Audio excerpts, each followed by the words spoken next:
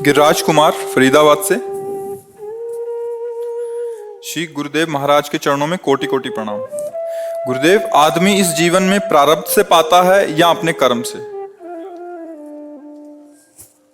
धन, वैभव, यश, कीर्ति, इसमें दोनों सम्मिलित हैं।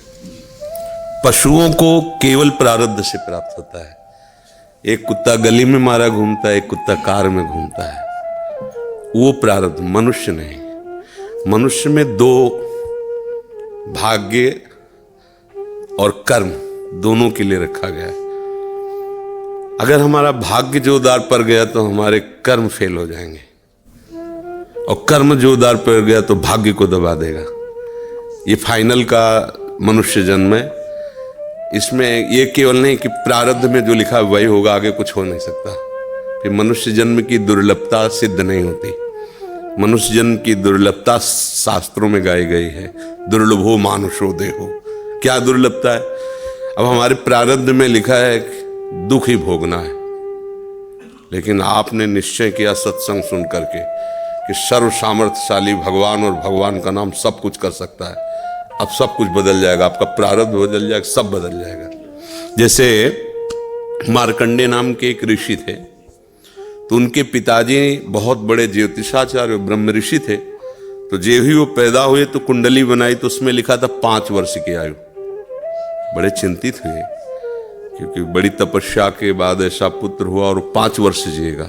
प्रारब्ध 5 वर्ष का था। तो उनका मनुष्य जन्म केवल प्रारब्ध के अधीन नहीं है, उपाय के भी अधीन है। कर्म का मतलब उपाय भी करें हम उसका। तो उन्होंने विचार किया कि इस प्रारब्ध को केवल भगवान या भगवान का कोई प्रेमी महात्मा ही बदल सकता है, दूसरा कोई नहीं। तो जैसे जैसे वो सयाने होते गए, एक एक दिन वो नोट करते हुए, पिता है जब वो थोड़ा सा 3-4 के बीच की अवस्था है, तो उनका बेटा मेरी एक बात माना करो, ये गंगा के किनारे जितने भी कोई ऋषि महात्मा संत दिखा, सबको साष्टांग प्रणाम करो। अब वो बालक थे, अब संतों को प्रणाम करने की उन्होंने, क्योंकि जानते थे कि संतों की कृपा दृष्टि पड़ जाए तो प्रारब्ध का नाश हो सकता है। अब गुप्त रूप से सनक सनंदन सनातन सनत कुमार भी विचरण ही करते रहते, तो मार्कंडी जी सबको प्रणाम करते थे। तो सब करुणा भरी, भगवान तुम पर दया करें। बच्चा जैसे कोई आप सब प्रणाम करो तो उतना हृदय नहीं, लेकिन अगर छोटा बच्चा तो एकदम उसकी तरफ दृष्टि जाएगी, राधा राधा राधा राधा। एक छोटा बच्चा है, प्रणाम कर रहा है 3-3.5 वर्ष का, तो वो सब संत।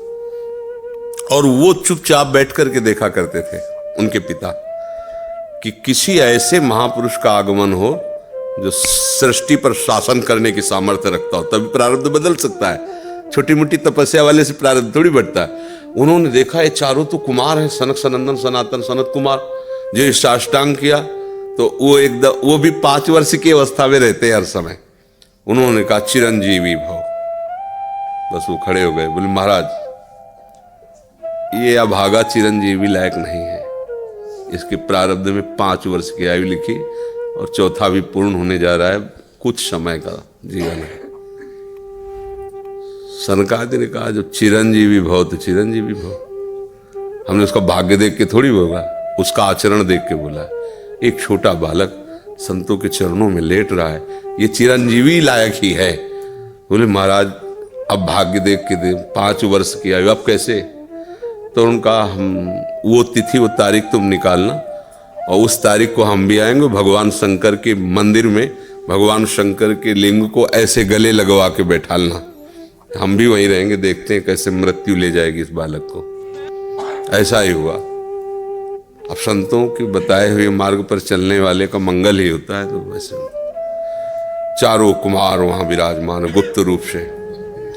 धर्मराज पधारे यमराज के रूप में नहीं, धर्मराज के रूप में, क्योंकि पर वो ये दृश्य देखकर घबरा गए। और मृत्यु के भी, काल के भी महाकाल भगवान शंकर हैं। उनका स्मरण किया कि भगवान आपके ही विधान का हम पालन करते हैं, जो आप आज्ञा करते हैं। 5 वर्ष की आयु है, वो आयु आज खत्म होने जा रही है, समय पूरा हो गया, पर मेरी ताकत नहीं कि आपसे छीन कर मैं ले जाऊं आपको गले लगाए हुए से। तो प्रभु आप प्रकट होइए और बताइए कि हम आपके कानून का कैसे पालन करें। अगर हम अभद्रता करते हैं तो आपकी मर्यादा जाती है, अगर मैं अपने आपके कानून का पालन नहीं करते तो धर्म का नाश होता है। तो भगवान शंकर प्रकट हुए और उन्होंने कहा कि तुम्हें कोई परेशानी की बात नहीं, 5 वर्ष की आयु है ना, मेरी आयु के 5 वर्ष इसको जोड़ लीजिए। भगवान ने कहा मेरे हिसाब से। भगवान को जानते, जब यहाँ का पूरी सृष्टि का विनाश होता है ना तो इतना होता है, निमेष इतने जैसे भागवत में आता है ब्रह्मलोक में एक कमल की पंखुड़ी ऐसे छेदी गई तो मृत्युलोक का 1 वर्ष और वहां का इतना समय। तो भगवान का निमेष और ब्रह्मा की पूरी की आयु व्यतीत हो गई। आज भी अविनाशी हैं मार्कंडेय ऋषि, आज भी विराजमान है। क्या हुआ? क्रियमाण ने जोर कर दिया, प्रारब्ध का नाश हो गया। जो प्रारब्ध 5 वर्ष का था वो अविनाशी हो गया, वो अमोघ हो गया। तो हम केवल पशुवत प्रारब्ध भोगने नहीं आए हैं, हम नए प्रारब्ध की रचना भी करने आए हैं। अब वो जो आध्यात्मिक शक्ति से युक्त नहीं है, केवल वो लौकिक बल से चाहेगा तो प्रारब्ध मिटिया मेट कर देगा, और आध्यात्मिक शक्ति प्रारब्ध को मिटिया मेट कर देगा। ये रहस्य है। जो भगवान का आश्रय लेकर भावी मेट सके त्रिपुरारी, भगवान का आश्रय ले लो तो जो कुअंक भाल के हैं वो मिट जाएंगे। हमारा प्रारब्ध इतना जोर, जैसे प्रारब्ध है किडनी फेल, ये पूर्व प्रारब्ध है। मां के गर्भ से इस रोग की रचना हुई, जान तो पाए 35 वर्ष की अवस्था में, 20 वर्ष बाबा जी बनने के बाद। अब मांगते खाते अपने भजन मार्ग में चलते रहे, अब किडनी खराब हो गई। अब क्या, ये तो सब रुपए का खेल इसमें, ये तो इसमें धन चाहिए, हमारे पास कुछ नहीं है। अब हम जिनके आश्रित थे उन्होंने खेल बदला, ये सब व्यवस्था कर दी। ये हमारे प्रारब्ध में नहीं था, प्रारब्ध में तो दुर्गति थी, दोनों किडनी फेल है। लेकिन आश्रय जिनका लिए उन्होंने चैप्टर बदल दिया। अब देखो किडनी खराब, 2 बजे से दिनचर्या चल रही, 2 बजे रात से। ये किडनी वाले पेशेंट की दिनचर्या होती है क्या 2 बजे रात से? तो ये है इनके चरणों का बल और ये हमारा बल।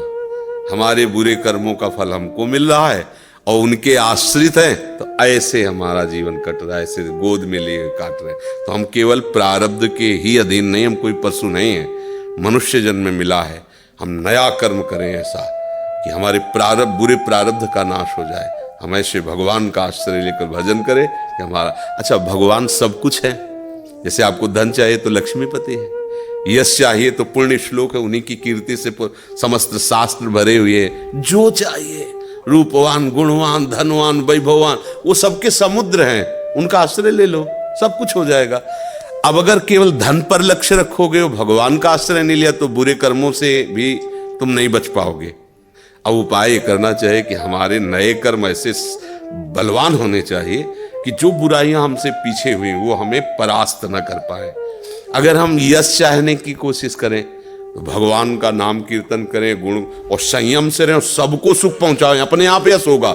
और अपने यश के लिए हम दंभ पाखंड करें तो बाद में ऐसी कालिक होती कि ना लोक के रह जाओगे ना परलोक के रह जाओगे। तो हमें यश चाहिए, धन चाहिए, सुख चाहिए, तो एकमात्र भगवान का सहारा लेकर हम भागवतिक आध्यात्मिक कर्म ऐसे करें जिससे सबका मंगल हो जाए, सबको सुख प्राप्त हो जाए। जैसे हमें अच्छा भोजन चाहिए तो दूसरे की थाली से छीने नहीं, अपनी थाली का दूसरे को पवा दे। अब तुम्हारे लिए जो व्यवस्था होगी बड़ी हाई क्लास की होगी, क्योंकि वो सरकारी होगी। वो देख रहा है ना, तुम दूसरों के लिए अपने सुख का त्याग कर रहे हो, तो तुम्हें कभी दुखी देख ही नहीं सकता। दुख उसको मिलता है जो अपने सुख के लिए दूसरों को दुख देता है, दूसरे के सुख का नाश करता है, फिर मालिक उसके सुख का नाश कर देता है। और ये सबको बात लगभग पता है कि किसी को भी दुख देने से तुम्हें सुख नहीं मिल सकता, पर कोई चूकता नहीं अवसर आने पर दूसरे के दुख को दे करके और वो सुख भोगना चाहता है, इसलिए वो दुखी रहता है। अगर चतुरता आ जाए, विवेक आ जाए और विवेक पूर्वक को अपने कर्म को संभाल ले तो बुरा प्रारब्ध भी टल जाएगा, मंगल ही मंगल, आनंद ही आनंद रहेगा। ये भगवान का आश्रय लेने से। निशा जी कानपुर से। महाराज जी के चरणों में दंडवत प्रणाम।